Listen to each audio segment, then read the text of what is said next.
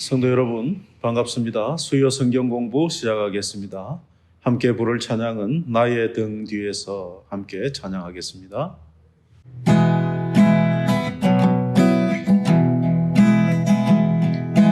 나의 등 뒤에서 나를 도우시는 주, 나의 인생 길에서 지치고 공하여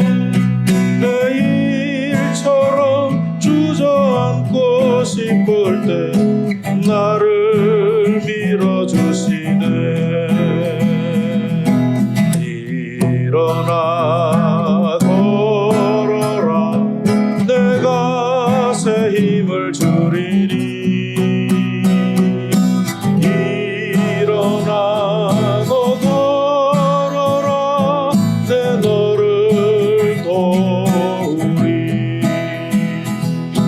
나의 등 뒤에서 나를 도우시는 주, 평안히 길을 갈 때 보이지 않아도 지치고 권하여 넘어질 때면 다가와 손 내미시네. 일어나 걸어라, 내가 새 힘을 주리니. 일어나 너 걸어라, 내 너를 도우리. 나의 등 뒤에서 나를 도우시는 주, 때때로 뒤돌아보며 여전히 계신 주, 간절한 미소로 바라보시며 나를 제쳐가시네. 일어나 걸어라, 내가 새 힘을 주리니. 일어나 너 걸어라, 내 너를 도우리.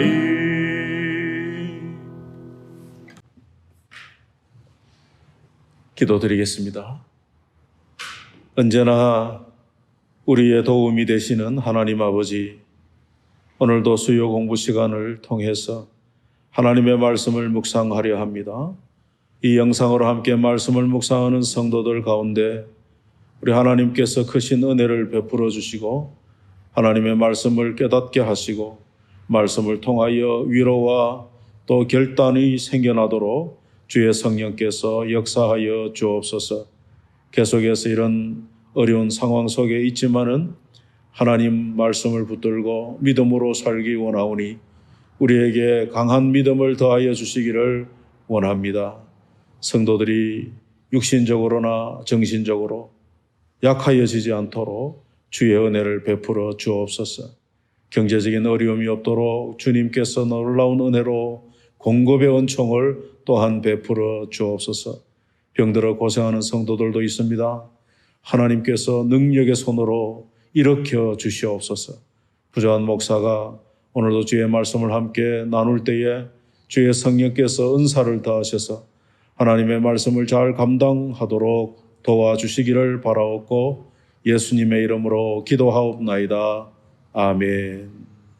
오늘은 다니엘서 8장의 말씀을 함께 살펴보겠습니다. 다니엘서 8장 1절과 2절을 제가 읽겠습니다. 다니엘서 8장 1절과 2절 말씀. 나 다니엘에게 처음에 나타난 환상 후 벨사살 왕 제3년에 다시 한 환상이 나타나니라. 내가 환상을 보았는데 내가 그것을 볼 때에 내 몸은 엘람 지방 수산성에 있었고 내가 환상을 보기는 을레 강변에서이니라. 지난 시간 다니엘서 7장에 벨사살 왕이 원년에 벨사살이 왕 되던 그 해에 다니엘이 하나님이 보여주시는 환상을 통해서 바벨론 이후에 일어날 나라의 제국들의 변천 과정을 살펴보았습니다. 내 짐승으로 상징되는 내 제국의 변화의 역사를 보았죠. 그런 중에 그 세상 나라의 제국들만 본 것이 아니고 하나님의 보좌와 또 인자 같으니 장차 오실 예수 그리스도를 보고 그 하나님 나라가 영원하다 하는 것을 환상을 통해서 다니엘이 알게 됩니다. 오늘 8장은 그 환상을 보고 3년에 되는 해에 또 환상을 하나 보았는데 이 환상은 특별히 바벨론 이후에 일어날 메대와 바사 그리고 헬라에 대한 그런 환상이 되겠습니다.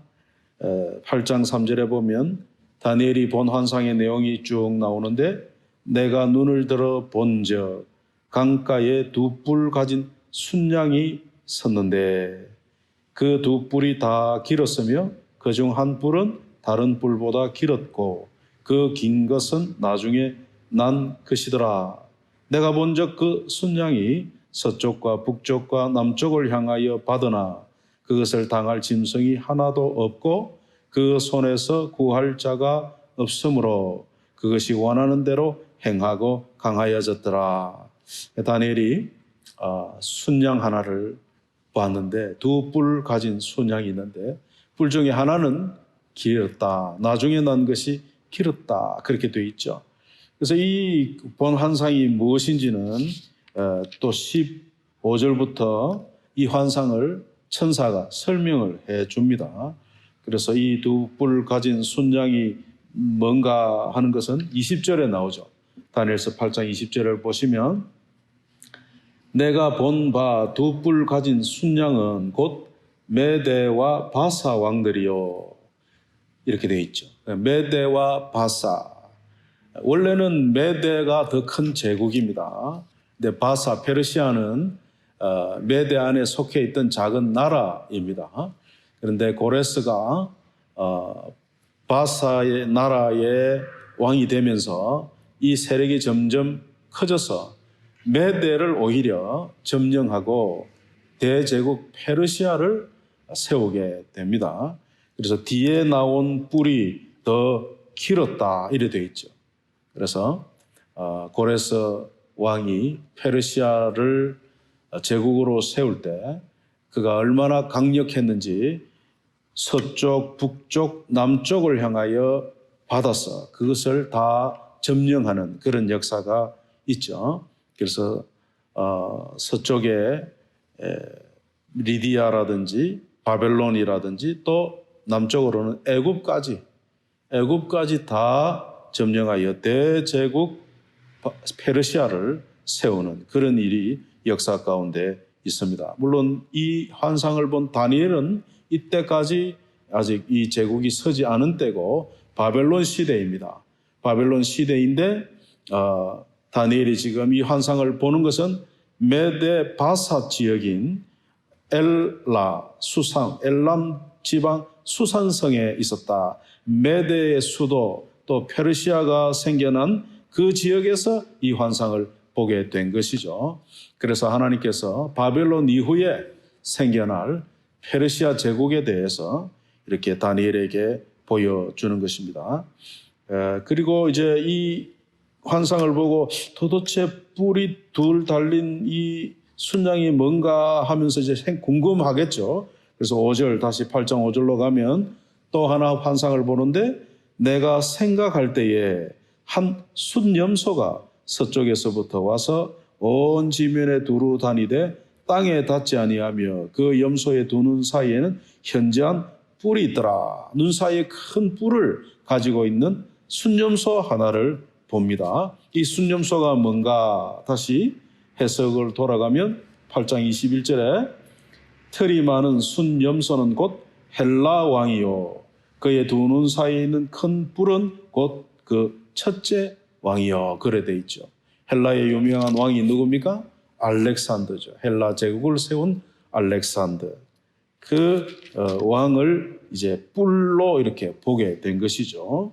그런데 이 한 뿔이 어떻게 되느냐? 6절에 보면 그것이 두 뿔 가진 순양 곧 내가 본 바 강가에 있었던 양에게로, 이 두 뿔 가진 순양은 뭐라고 그랬죠? 메대와 바사 나라라고 그랬죠. 그런데 한 뿔 가진 그 순염소가 어떻게 합니까? 나아가 분노한 힘으로 그것에게로 달려가더니 7절 내가 본즉 그것이 순양에게로 가까이 나아가서는 더욱 성내어 그 순양을 쳐서 그 두 뿔을 꺾거나 순양에게는 그것을 대적할 힘이 없으므로 그것이 순양을 땅에 엎드러뜨리고 짓밟았으니 순양을 그 손에서 벗어나게 할 자가 없었더라. 순염소가 스스로 심히 강대하여 가더니 강성할 때에 그 큰 뿔이 꺾이고 그 대신 현저한 뿔 넷이 하늘 사방을 향하여 날더라. 그렇게 되어 있습니다. 그래서 이 순염소로 상징되는 헬라 제국이 페르시아 제국을 무너뜨리고 대제국이 되는 그런 역사를 다니엘이 본 것입니다. 근데 이게 현저한 뿔을 가진 이 순염소가 얼마나 빠른지 발이 땅에 닿지 않을 정도로 빠르다 그래 되어 있죠. 이것은 헬라가 페르시아를 멸망시킬 때는 오래 가지 않았습니다. 3번의 전투로 알렉산더가 페르시아를 패망시켰습니다. 1차, 2차, 3차 3번의 전투를 다 승리하는데 3년이 걸렸습니다. 3년 만에 그냥 페르시아 대제국을 점령해 버렸어요. 그리고 10년 정도에서 인도까지, 이집트 구스까지 전 세계를 점령하는 아주 빠른 시간에 세계 정복했던 그런 역사가 있습니다. 그것이 알렉산더의 헬라 제국입니다. 그런데 우리가 역사 가운데 보면 이렇게 강하게 세계를 정복하던 그 헬라가 갑자기 알렉산더가 죽습니다. 역사에 의하면 33살에 병으로 죽고 맙니다. 그래서 더 이상 정복을 하지 못하고 오늘 성경에 예언한 대로 그 뿔이 꺾였다 이래 돼 있죠. 그래서 8절에 보면 강성할 때 그 뿔이 꺾이고 대신에 현저한 뿔 넷이 났다 되어 있죠. 그래서 이 뿔 넷은 뭐냐? 알렉산더 왕 밑에서 함께 전쟁을 치르던 4명의 장군이 있습니다. 그 장군에 의해서 헬라 제국은 4개로 분할이 되는 그런 역사가 일어납니다. 알렉산더 밑에 수하에 있던 4 장군은 카산더, 리시마쿠스, 안티오쿠스, 또 톨레미 이렇게 되어 있습니다. 우리가 이미 성경 캠프 할 때 중간 역사를 공부하면서 이 헬라 제국에 대해서 배운 바가 있습니다만은 이 4 장군에 의해서 헬라는 4 나라로 나누어지게 되죠.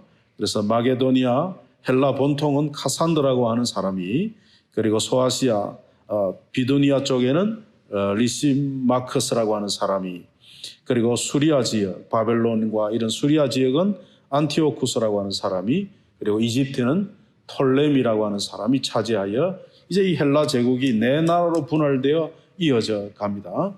그 중에 이제 안티오쿠스라고 하는 장군을 셀류쿠스라고 하는 사람이 그 땅을 차지하여 그가 또 한 제국을 이루는데, 그 셀류쿠스가 다스리는 수리아 지역에 셀류쿠스 왕조를 뒤잇는 안티오쿠스 에피파네스라고 하는 왕이 이제 예루살렘을 점령하여 아주 예루살렘을 회파하고 성전을 못오가는 그런 일이 일어납니다. 그것이 이제 9절부터 나오는데 한번 보십시다.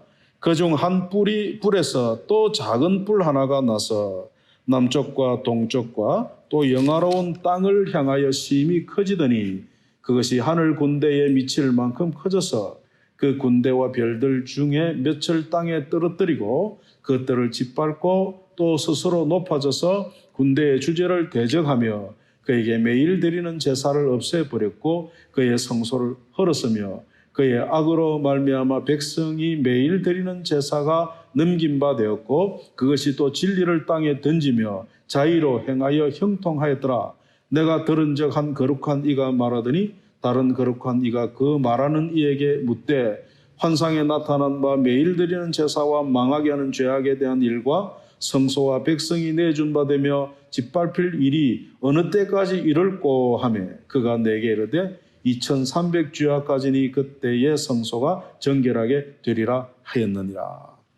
헬라 제국이 분열되고 그 분열된 나라 중 한 왕이 일어나서 예루살렘을 이제 차지하면서 예루살렘 성전에다가 제우스 신상을 세워놓고 하나님께서 먹지 말라 한 돼지고기, 돼지의 피로서 제사하는 성전을 모독하는 그리고 또 두루마리 성경들을 불태우는 이런 악을 행하면서 유다에 또 한 번 아주 어려운 박해가 임하는 것을 다니엘이 본 겁니다. 여러분 놀라운 장면이죠. 다니엘의 마음은 지금 어떻습니까?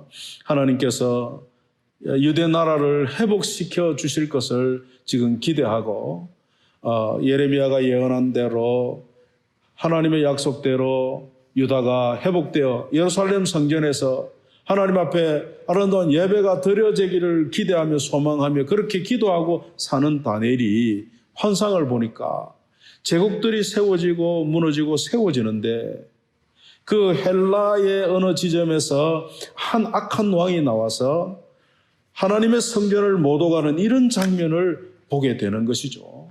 얼마나 마음이 놀랬겠습니까? 그래서 여러분 이 환상을 보고 난 뒤에 다니엘의 상황이 8장 27절에 보면 나오죠. 이에 나 다니엘이 지쳐서 여러 날 앓다가 일어나서 왕의 일을 보았느니라. 내가 그 환상으로 말미암아 놀랐고 그 뜻을 깨닫는 사람도 없었느니라. 다니엘은 지금 유다의 회복을 기대하고 하나님께서 유다를 용서하셔서 은혜를 베풀어 주실 것을 기도하면서 기다리는데 유다가 또다시 예루살렘 성전이 그렇게 짓밟히는 그런 모습을 보게 될 때 다니엘이 얼마나 놀라고 또 마음에 큰 충격을 받았겠습니까? 그래서 그 환상을 보고 여러 날 앓다가 일어났다 그렇게 하고 있죠. 다시 우리가 15절 8장 15절에 보면 나 다니엘이 이 환상을 보고 그 뜻을 알고자 할 때에 그 예루살렘 성전의 이와 같은 짓밟히는 장면을 볼 때 도대체 이게 무슨 일인가? 참 다니엘의 마음에 이것을 알고자 하는 마음이 있었겠죠. 그럴 때에 이제 가브리엘이라고 하는 천사가 이 환상을 소개하면서 17절에 그가 내가 선 곳으로 나왔는데 그가 나 올 때에 내가 두려워서 얼굴을 땅에 대고 엎드리매 그가 내게 이르되 인자야 깨달아 알라 이 환상은 정한 때 끝에 관한 것이니라 이렇게 되어 있습니다.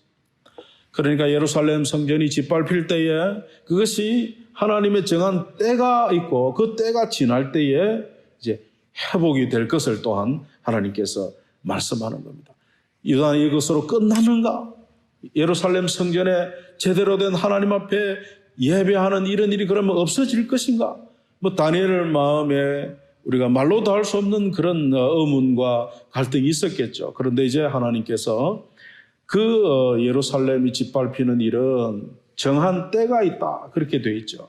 그래서 2300주야, 2300일, 하나님의 정한 때가 있다는 것이죠. 그 때가 지나면 회복이 될 것인데 그 말씀 그대로 이 안티오코스 에피파네스가요 갑자기 죽습니다. 갑자기 병명도 모른 채 갑자기 죽고 유다 중에 마캅이라고 하는 가문이 일어나서 독립전쟁을 통해서 그 성전을 되찾는 일이 일어나죠. 그것이 수전절이라 한 BC 164년 전경에 유다가 독립운동을 통해서 성전을 되찾는 일이 일어납니다. 그래서 이런 다니엘에게는 미리 본 역사죠. 예언입니다. 근데 이 예언이 역사 가운데 그대로 때를 따라서 하나님의 때를 따라 그 예언이 성취가 되는 것이죠. 그래서 우리는 이 다니엘서의 이 예언의 말씀을 보면서 성경의 정확성과 역사성을 우리가 다시 한번 확인하게 되는 것입니다. 여러분, 성경이라고 하는 것은 막연한 일이 아닙니다. 성경은 크게 역사가 있고요, 또 예언이 있죠.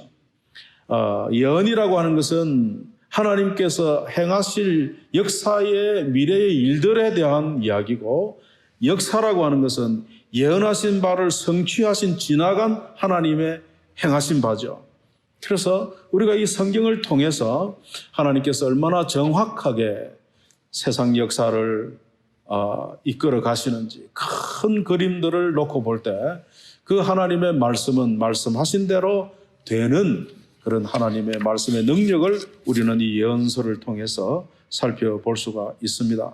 그래서 여러분 8장 26절에 보면 이미 말한 바 주야에 대한 환상은 확실하니, 다시 한번 다니엘에게 이 예언의 말씀은 확실하다 하고 다시 그 확실성을 이야기하면서 너는 그 환상을 간직하라, 이 마음에 이제 두라고 하는 것이죠. 여러분, 우리가 이런 미래의 환상들은 이미 우리에게는 지나간 역사고, 그 지나간 역사가 다니엘에게 보여준 그대로 제국들이 세워져 무너졌다는 사실을 우리가 다 알 수가 있죠. 그렇다면 하나님께서 마지막 때에 대한 예언도 우리에게 남겨놓으셨는데 그 예언이 어떻게 될까요? 그대로 성취될 수밖에 없다는 사실을 우리는 알 수가 있습니다. 그래서 다니엘이 본 그 성전을 못 오가는 에피파네스의 그 사세의 그 모독, 그 성전을 짓밟고 하나님을 대적하고 하나님의 백성들을 핍박하고 박해한 그 사건은요, 역사 가운데 계속해서 반복되어 일어났습니다. 놀랍게도 역사 가운데는 하나님을 대적하는 세력들이 있어 왔습니다. 그래서 이 하나님을 대적하는 세력들은 인류의 마지막 때까지 득세하고 하나님의 교회를 핍박하고 그렇게 나갈 것입니다.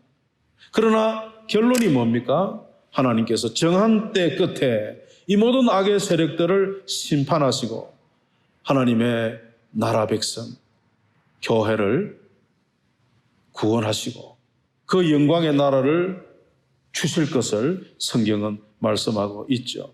그래서 이 악한 세력들이 예수님에 의해서 완전히 심판받을 그때에 이제 세상은 종말 끝이 나겠습니다마는 그 하나님의 말씀을 우리가 믿고 우리가 어느 시대의 어느 곳에서도 하나님의 백성으로 믿음으로 또 인내로 또 소망을 가지고 살아야 할 것을 우리에게 격려해 주는 것입니다. 12장에 가면은, 다니엘서 마지막 장 12장에 가면은 12절과 13절에 이런 말씀이 나옵니다. 기다려서 1335일까지 이르는 그 사람은 복이 있으리라. 너는 가서 마지막을 기다리라. 이는 내가 평안히 쉬다가 끝날에는 내 몫을 누릴 것임이라. 이렇게 되어 있죠. 다니엘도 이런 환상을 보고 마음이 얼마나 힘들었겠습니까? 유다가 회복되고 영원히 잘 될 것을 생각했지만은 또 짓밟히고 이런 상황에서 다니엘의 마음이 무거울 때 하나님께서 그 마지막 완성 승리의 그날을 기다리고 믿음으로 견디라고 하는 격려를 다니엘에게 주신 것처럼 오늘 이 시대에도 우리가 이런 팬데믹 상황 속에서 잘 모이지 못하고 우리의 믿음 생활이 희미해질 수 있는 이런 유혹이 있는 세상에 우리가 살고 있지만은 이런 하나님의 말씀을 통해서 우리가 가지고 있는 가져야 될 마음의 결심이 뭡니까? 우리가 어느 시대에 있든지 간에 어느 곳에 있든지 간에 하나님과 하나님의 말씀에 연결되어 살아야 한다는 겁니다. 하나님의 말씀은 확실하다. 이 말씀은 확실하니 너는 마음에 간직하라. 이렇게 되어 있죠. 여러분, 그래서 우리가 하나님의 말씀을 이 성경을 읽고 듣고 배우면서 이 말씀을 통해서 내 마음에 결심하고 어떤 어려움이 와도 믿음이 흔들리지 아니하고 하나님의 말씀을 따라 겸손하게 살아가리라고 하는 이런 결심을 우리가 놓치면 안 됩니다. 우리가 어려울 때에는 마음이 약해지기가 쉽습니다. 그러나 여러분, 이런 때라도 우리가 용기를 가지고 하나님의 그 약속을 붙들고 소망 가운데 말씀과 연결된 삶을 살아가야 합니다. 요즘과 같은 이런 전염병이 만연한 시대에 우리가 깨닫는 교훈이 뭡니까? 이런 전염병 현상이 자연적인 것인지 또는 인간이 어떤 계획에 의해서, 악한 계획에 의해서 생겨난 것인지 밝혀질 그날이 있겠습니다만은 어쨌든 간에 이런 시대에 우리가 깊이 마음에 받는 교훈은 뭡니까? 악한 계획과 욕심은 이룰 수 없다는 겁니다. 하나님께서 인간의 악약한 도모를 이루게 하시지 않습니다. 그러므로 우리 믿는 성도들은 이런 때일수록 마음을 낮추고 겸손하게 하나님의 은혜를 구하며 살아야 합니다. 뿐만 아니라 하나님의 말씀을 왜 계속해서 우리가 배우고 듣고 해야 됩니까? 악한 이단들은 이 다니엘서에 여러 가지 숫자들이 나오고 날들이 나오지 않습니까? 이런 것들을 자기들이 마음대로 해석해서 이것을 자기들의 어떤 그 유익을 위하여 이용하거든요. 그래서 우리가 이런 날짜와 숫자들을 우리가 다 이해할 수 없어서 제대로 해석을 못하지만은 잘못 해석하는 일에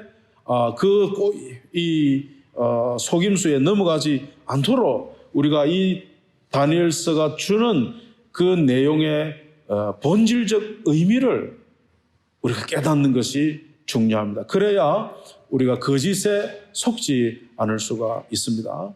그래서 우리가 2300일, 한때, 두때, 반때, 이렇게 70일에 이런 내용들이 나오는데, 물론 그것이 정확한 때이겠습니다만은 우리가 그 숫자에 어떤 깊은 의미를 두기보다는 그런 정한 때가 되면 악한 세력이 무너지고 하나님께서 구원하실 날들을 허락하신다는 것을 우리가 생각하면서 하나님의 약속이 성취될 그날을 우리가 바라보고 믿음으로 견뎌야 한다는 것을 교훈을 받는 것입니다.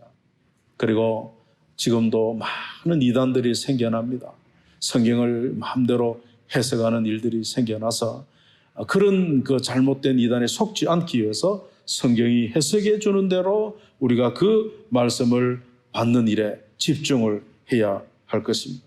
오늘 우리는 이 다니엘이 본 환상대로 역사의 제국들이 변해 갔다는 사실을 우리는 이미 역사를 통해서 확인할 수 있습니다. 이와 같이 하나님의 역사를 이끌어 가시는 그 때라고 하는 것은 정확하다는 사실을 우리가 다시 한번 생각하고 하나님께서 보이지 않는 손으로 하나님의 백성들을 지키시고 인도하시고 마침내 우리에게 주실 영원한 나라가 있다는 것을 우리가 마음 굳게 믿고 이것을 소망하면서 오늘의 우리의 삶을 믿음으로 살아가야 한다는 사실을 이 다니엘서 8장을 통해서 다시 한번 저와 여러분이 깨닫게 됩니다. 기도하겠습니다.